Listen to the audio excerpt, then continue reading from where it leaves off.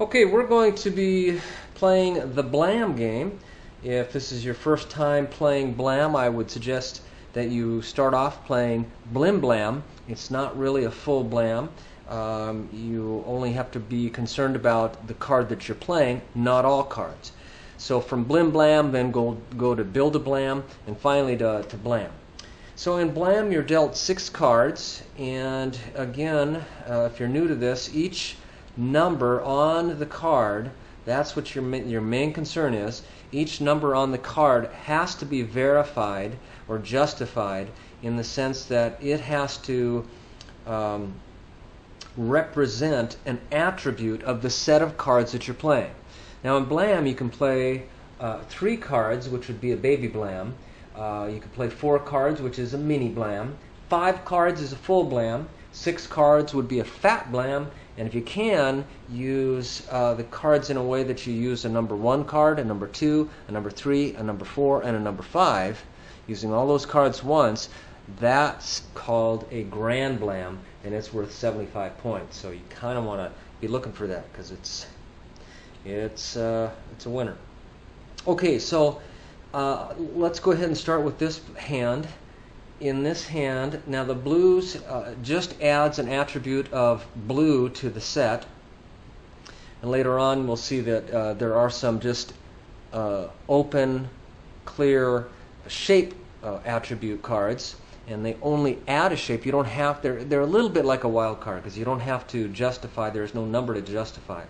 So here you go. Let's say in this set I could say I've got 1 green in the whole set of cards. I've got 2, looks like I could have 2 circle, no, I got 2 blues, but then I'd have to make sure I use the 3, so I don't know if I'm going to be able to do that. Well, I've got 2 yellows though, so far I've got 1 green, or 1 5, or 1 3, if I only use that 1 3. So 1 green, 2 yellows works. 3, I can use 3 circles. Oh, I could have also said I had 2 blues, yeah. And then I will say I've got 5 cards. Now if I throw this card in, I could say there's 3 blues, but then I no longer have 5 cards. So that one doesn't work with this. So I'm going to play this. This is a full Blam. It's 5 cards. I was lucky to have the blue card with just added an attribute. And I might use it or I might not at all. For sure it adds also that there's another card in the set. If I didn't use that, then I couldn't use this 5, which says there's 5 cards in the set. So one more time, I've got 1 green, 2 yellow, 3 circles, and 5 cards. So that works. I turn that in, and I get a score for a Blam. It is 50 points. Okay, so I'd record my score. I would draw those 5 cards that I used. 2, 3, 4, 5. A lot of low cards, so that's actually probably good. And then it's the next player's turn. Notice I didn't have to discard any. Oh, by the way, I could have, when drawing, I could have drawn this one, and then I'd flip over another one to replace it. So if I really want that. And as long as I'm here, this discard pile is not really a pile, it's a line. And so when you discard or need to discard or want to discard, you do it in a line. Because at any point of drawing, you may draw from that line or from the pile or a mix. Alright, let's take a look at this player's cards. So looks like I could do I have 2 circles. Well, there's going to be 2 reds. Let's see if I can do this. And I could say there's 2 2s. You can represent the numbers. The only one that can't represent a number is 1. You can't say I have 1 1. But it's pretty easy. Usually you can say I've got 1 4 or 1 5 or 1 something else.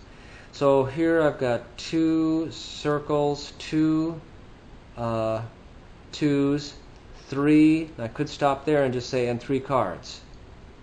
Okay, but let's see if I could do 4. Do I have? Oh yes, because then I could say no. I can't do that.